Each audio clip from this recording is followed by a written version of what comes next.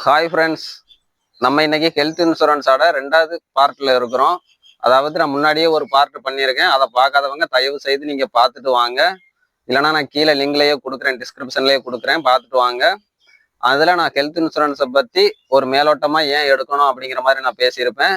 இந்த வீடியோவில் சப்போஸ் உங்கள் கிளைம் ரிஜெக்ட் ஆகிட்டுனா என்ன பண்ணுறது, ரிஜெக்ட் ஆகாமல் இருக்கணும்னா நம்ம என்னென்னா பண்ணலாம் அப்படிங்கிறதையும் நம்ம இந்த வீடியோவில் பார்க்க போகிறோம்.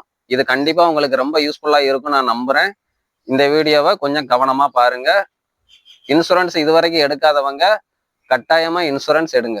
அடுத்து இந்த ஹெல்த் இன்சூரன்ஸ் எடுக்கிறதுனால ஒரு முக்கியமான பெனிஃபிட் இருக்கு. இது நிறைய பேருக்கு தெரியாம கூட இருந்திருக்கலாம். நீங்க இந்த விஷயத்த கொஞ்சம் நல்லா நோட் பண்ணிக்கோங்க. Income tax act 80D section 80Dல நமக்கு ஐடிஆர் ஃபைல் பண்ணி நம்ம இன்கம் டேக்ஸ் கட்டுற பணத்தை கொஞ்சம் வாபஸ் நம்ம எடுக்க முடியும். இப்போ உதாரணத்துக்கு இப்போ எனக்கு இன்கம் டேக்ஸ் பிடிக்கிறாங்கன்னா என்னால் ஒரு வருஷத்துக்கு 25,000 வரைக்கும் என்னால் ஐடிஆர் ஃபைல் பண்ணி என்னோட பணத்தை திரும்பி என்னால் எடுக்க முடியும். 60 வயசுக்கு உள்ளே இருக்கிறவங்களுக்கு 25,000 கிடைக்கும். ஒருவேளை 60 வயசுக்கு மேலே இருந்துச்சுன்னா 50,000 கிடைக்கும். இப்போ உதாரணத்துக்கு எடுத்துக்கிட்டிங்கன்னா நீங்கள் இன்சூரன்ஸில் இருக்கீங்க, உங்கள் அப்பா அம்மாவும் இருக்காங்க அப்படின்னா, இப்போ நீங்கள் உங்கள் மனைவி எல்லாத்துக்கும் சேர்த்து ஒரு 25,000, அடுத்து உங்களுடைய அப்பா அம்மா அவங்களுக்கு சேர்த்து நீங்க இன்சூரன்ஸ் பண்ணியிருந்தீங்கன்னா அவங்களுக்கு 50,000. ஏன்னா அவங்களுக்கு ஏஜ் 60க்கு மேல இருக்கும்.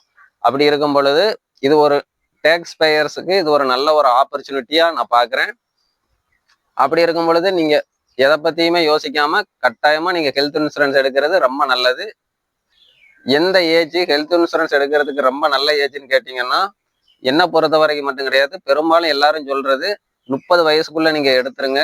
எந்த இன்சூரன்ஸா இருந்தாலும் எவ்வளவு சீக்கிரமா எடுக்கிறீங்களோ அவ்வளவு பெனிஃபிட் உங்களுக்கு. குறிப்பா ஹெல்த் இன்சூரன்ஸுங்கிறது எவ்வளவு சீக்கிரமா எடுக்கிறீங்களோ அவ்வளவு பெனிஃபிட். ஏன்னா பிரீமியமும் லோவா இருக்கும். சப்போஸ் நீங்க ஏஜ் அதிகமாகி நீங்க போறீங்கன்னா, ஒரு 45 வயசுக்கு மேல போறீங்கன்னா கம்பெனியே கொஞ்சம் யோசிக்கத்தான் செய்வாங்க. ஏன்னா இவங்க லேட்டா வர்றாங்க, கண்டிப்பா ஏதாச்சும் நோய் இருக்குமான்னு யோசிப்பாங்க. சப்போஸ் கிளைம் பண்ணும் போது கூட கொஞ்சம் நீங்க கேட்குற அமௌண்ட்டை விட கம்மி பண்ணி கொடுக்கவும் வாய்ப்பு இருக்கு. அப்படி 100% நடக்கும் நான் சொல்ல விரும்பல, ஆனால் வாய்ப்பு இருக்கு. ஆகையால என்னைக்குமே கம்மியான ஏஜ்ல எடுத்துருங்க. ப்ரீமியமும் நீங்க கம்மியா கட்டுற மாதிரி இருக்கும். அது உண்மையிலேயே ஒரு நல்ல ஒரு விஷயம். அடுத்து இப்ப ஹெல்த் இன்சூரன்ஸ் எடுக்கும்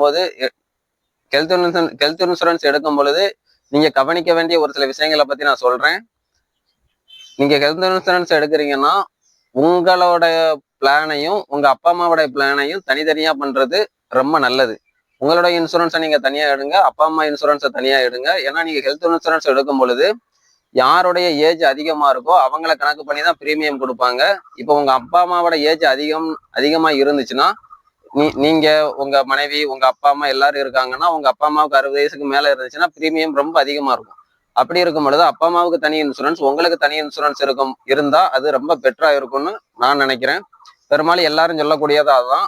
அப்படி இருக்கும் பொழுது நீங்க இன்சூரன்ஸ் எடுக்கும் பொழுது கண்டிப்பா உங்க இன்சூரன்ஸையும் தனியா எடுங்க, அப்பா அம்மா இன்சூரன்ஸையும் தனியா எடுங்க. அடுத்து ரூம் ரெண்ட் லிமிட். பெரும்பாலும் இன்சூரன்ஸ் அப்படிங்கிறது ஒரு கான்ட்ராக்ட் மாதிரி தான். உங்களுக்கும் இன்சூரன்ஸ் கம்பெனிக்கு இடையில கான்ட்ராக்ட். நீங்க என்னென்னா சொல்லி சைன் போடுறீங்களோ, என்னென்னா சொல்லி நீங்க இன்சூரன்ஸ் எடுக்கிறீங்களோ, உங்க ஃபர்ஸ்ட் பாலிசில என்னென்னா சொல்றாங்களோ நீங்களும் அக்செப்ட் பண்ணிட்டு நீங்க பைசா கட்டுறீங்களோ, அதுதான் ரொம்ப முக்கியமானது. இப்ப அதுல ரூம் ரெண்ட் லிமிட் அன்லிமிட்டெட் இருக்கிற மாதிரி பார்த்து எடுத்துக்கோங்க. சப்போஸ் அதுல நாங்க ரூம் ரெண்டுக்கு 5,000 தான் தருவோம், 3,000 தான் தருவோம், 10,000 தான் தருவோம் அப்படின்னா அது உங்களுடைய கம்ப்ளீட் மெடிக்கல் எக்ஸ்பென்ஸ் அதையும் பாதிக்கும். கம்ப்ளீட் பில்லு 2 லட்சம் வருதுன்னா உங்க ரூம் ரெண்ட் லிமிட்டோட எக்ஸ்பென்ஸான நீங்க ரூம்ல தங்கியிருக்கீங்க, அதனால உங்களுடைய டோட்டல் பில்லையும் நாங்க கம்மி பண்ணுவோம் அப்படிங்கிற மாதிரியும் அவங்க சொல்லுவாங்க. ஆகையால என்னைக்குமே ரூம் ரெண்ட் லிமிட் அப்படிங்கிறது அன்லிமிட்டட் வச்சு எடுங்க. அது உங்களுக்கு ரொம்ப யூஸ்ஃபுல்லா இருக்கும். அடுத்து ரெஸ்டோரேஷன் ஆஃப் கவர். இப்போ உதாரணத்துக்கு எடுத்துக்கோங்களேன், நீங்க 10 லட்சம் ரூபாய்க்கு உள்ள ஒரு பிளான் எடுத்திருக்கீங்கன்னா, நீங்க இருப்பீங்க, உங்க மனைவி இருப்பாங்க, உங்க குழந்தைகள் இருப்பாங்க. இப்ப சப்போஸ் யாருக்காச்சும் ஏதாச்சும் ஆயிட்டுன்னா நீங்க 6 லட்சம் கிளைம் பண்ணி எடுத்திருப்பீங்க ஒரு வருஷத்துக்கு, மிச்சம் 4 லட்சம் தான் இருக்கும். சப்போஸ் அந்த அமௌண்ட் உங்களுக்கு சப்போஸ் இன்னொரு எமர்ஜென்சி சுச்சுவேஷன் வந்துச்சுன்னா அந்த அமௌண்ட் கண்டிப்பா உங்களுக்கு காணாது. அப்படி இருக்கும் பொழுது நீங்க 6 லட்சம் எடுத்திருந்தீங்கன்னா அந்த 6 லட்சமும் அந்த பீரியட்ல மறுபடியும் வந்து ஆட் ஆயிரும். அதான் ரெஸ்டோரேஷன் ஆஃப் கவர். அப்படிப்பட்ட பிளானை நீங்க எடுத்துக்கிறது ரொம்ப நல்லா இருக்கும். 10 லட்சம் உங்களோட பிளானா இருந்துச்சுன்னா 6 லட்சம் நீங்க ஒரு கிளைம் பண்ணி எடுத்துட்டாலும் 2வது கிளைம் பண்ணும் போதும் அந்த 6 லட்சம் ஆட் ஆயிரும். அப்படி இருக்கும் பொழுது இது உங்களுக்கு ரொம்ப யூஸ்ஃபுல்லான ஒரு ஆப்ஷனா நான் பாக்குறேன். அப்படி இருக்கும் பொழுது ரெஸ்டோரேஷன் ஆஃப் கவர் இருக்கிற பிளானாவும் பார்த்து எடுத்துக்கோங்க. அடுத்து கோ பேமெண்ட். நான் முன்னாடியே சொன்ன மாதிரி தான், உங்களுக்கும் இன்சூரன்ஸ் கம்பெனிக்கும் இடையில உள்ளது ஒரு கான்ட்ராக்ட் தான். நீங்க இன்சூரன்ஸ் எடுக்கும் போதே நோ கோ பேமெண்ட் ஆப்ஷன் கொடுத்துருங்க. ஃபுல்லா இன்சூரர் தான் அந்த பணத்தை எல்லாம் கட்டணும் அப்படிங்கிற மாதிரி ஒரு ஆப்ஷன் வச்சு நீங்க கொடுக்கறது ரொம்ப ஒரு நல்ல விஷயம். சப்போஸ் நீங்க கான்ட்ராக்டை பார்க்காம நீங்க ஓகே அப்படின்னு சொல்லிட்டு நீங்க பிரீமியம் எல்லாம் கட்ட ஆரம்பிச்சிட்டீங்கன்னா அது ஒரு நல்ல விஷயம் கிடையாது. சப்போஸ் அதுல இருக்கும் நீங்க 20% கொடுக்கணும், அவங்க 80% கொடுக்கணும் அப்படிங்கிற மாதிரி ஆப்ஷனும் இருக்கும். சப்போஸ் உங்களுக்கு 1 லட்சம் ரூபாய் நீங்க கிளைம் பண்றீங்கன்னா அதுல 20% 20,000 நீங்க கட்டுற மாதிரி இருக்கும், 80,000 இன்சூரன்ஸ் கம்பெனில இருந்து கட்டுவாங்க. அது ஒரு நல்ல ஆப்ஷனா இருக்காது. ஏன்னா நம்ம கிட்ட எமர்ஜென்சில பணம் இருக்காது அப்படிங்கிற ஒரே காரணத்துக்காண்டி தான் நம்ம இன்சூரன்ஸ் எடுக்கிறோம். நம்ம இந்த இடத்துலயும் வந்துகிட்டு நான் பாதி கொடுப்பேன் நீங்க பாதி கொடுப்பீங்க அப்படிங்கிற மாதிரி ஒரு ஆப்ஷன் எடுக்கிறது என்னை பொறுத்த வரைக்கும் நல்ல விஷயம் கிடையாது. ஆனா உங்களுக்கு எது பெஸ்ட்டுங்கிறத பார்த்து நீங்க எடுத்துக்கோங்க. அடுத்து no claim bonus. No claim bonus வந்து நான் சொல்லுவேன் ரொம்ப பெஸ்டான ஒரு ஆப்ஷன். நோ கிளைம் போனஸ் உள்ள ஒரு நல்ல ஒரு இன்சூரன்ஸா பார்த்து எடுத்துக்கோங்க. நீங்க ஒரு வருஷத்துக்கு எந்த கிளைமே பண்ணலன்னா அவங்க உங்களுடைய பிரீமியம் அமௌண்ட்டை கம்மி பண்ணுவாங்க. இப்போ உதாரணத்துக்கு எடுத்துக்கிட்டீங்கன்னா நான் 3 மாசத்துக்கு 3,322 ரூபா நான் கட்டிக்கிட்டு இருக்கேன். அடுத்த வருஷத்துல இருந்து என்னோட பிரீமியமும் கம்மியாகும் நான் கிளைம் பண்ணலன்னா. அதே மாதிரி என்னுடைய கவரேஜும் அதிகமாகும். அதாவது இப்ப எனக்கு 10 லட்ச ரூபாய் இன்சூரன்ஸ்னா அடுத்த வருஷம் எனக்கு 12,50,000 வரும். 25% கவரேஜ் இன்க்ரீஸ் ஆகும். பிரீமியமும் கம்மியாகும், கவரேஜ் இன்க்ரீஸ் ஆகும்.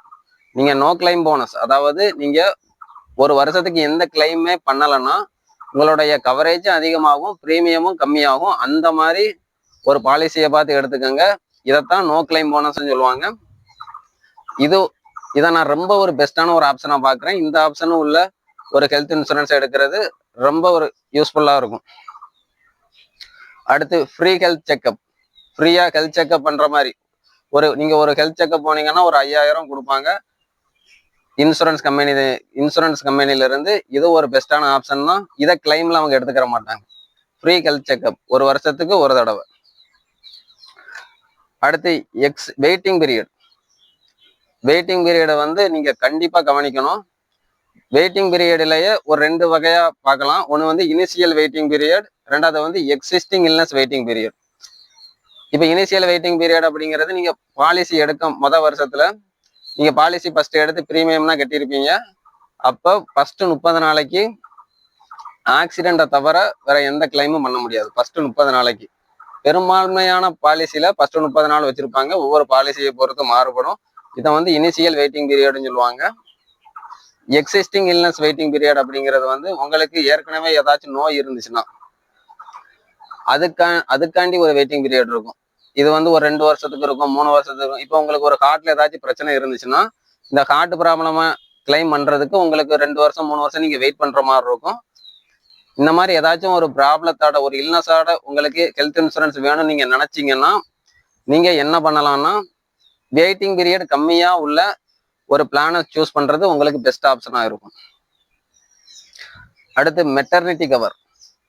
மெட்டர்னிட்டி கவரும் ஒரு பெஸ்டான ஒரு ஆப்ஷன் தான். இப்போ எனக்கு கல்யாணம் ஆகலை, சப்போஸ் எனக்கு கல்யாணம் ஆயிட்டுனா நம்மளுடைய ஒய்ஃபையும் அதில் இணைக்கிறது மூலமா அந்த பிளான்ல இணைக்கிறது மூலமா அவங்களுக்கு இந்த மெட்டர்னிட்டிக்கு ஆக வேண்டிய செலவு எல்லாத்தையுமே இன்சூரன்ஸ் கம்பெனியே கொடுத்துருவாங்க. எல்லாம் அப்படின்னா ஒரு லிமிட் உண்டு. 2 லட்சம் ரூபா. நான் எடுத்த கவருக்கு 2 லட்சம் ரூபா. நீங்க அதை பார்த்து எடுத்துக்கோங்க. ஆவரேஜா 1 லட்சத்துல இருந்து ஒரு 5 லட்சம் வரைக்கும் கொடுக்குற மாதிரி இன்சூரன்ஸ் கம்பெனி இருக்கும். அடுத்து நியூ பார்ன் பேபி கவர். இப்ப பிறந்த குழந்தைக்கு நியூ பார்ன் பேபி அப்படிங்கும் போது 90 நாள் வரைக்கும், ஒரு குழந்தை பிறந்து 90 நாள் வரைக்கும் ஏதாச்சும் ஒரு பிரச்சனையோ என்னமோ ஆயிட்டுனா அதை வந்து இன்சூரன்ஸ் கம்பெனியே பார்த்துக்குவாங்க. அதுக்கும் ஒரு அமௌண்ட் கொடுப்பாங்க. இந்த மாதிரி ஒரு சில அட்வான்டேஜ் உள்ள பிளானாவும் பார்த்து செலக்ட் பண்ணிக்கோங்க. அடுத்து ப்ரீ அண்ட் போஸ்ட் ஹாஸ்பிட்டலைசேஷன். அதாவது ஏதாச்சும் நோயினா நம்ம உடனே அன்னைக்கே போய் நம்ம அட்மிட் பண்ணிட மாட்டோம். அதுக்கு முன்னாடி நிறைய டெஸ்ட் எடுப்பாங்க. அதுக்கப்புறம் சர்ஜரிக்கு அப்புறமும் நிறைய நாள் ஹாஸ்பிட்டல்ல இருக்கிற மாதிரி இருக்கும். அதை எல்லாத்தையும் சேர்த்து தான் நம்ம ப்ரீ அண்ட் போஸ்ட் ஹாஸ்பிட்டலைசேஷன் சொல்லுவோம்.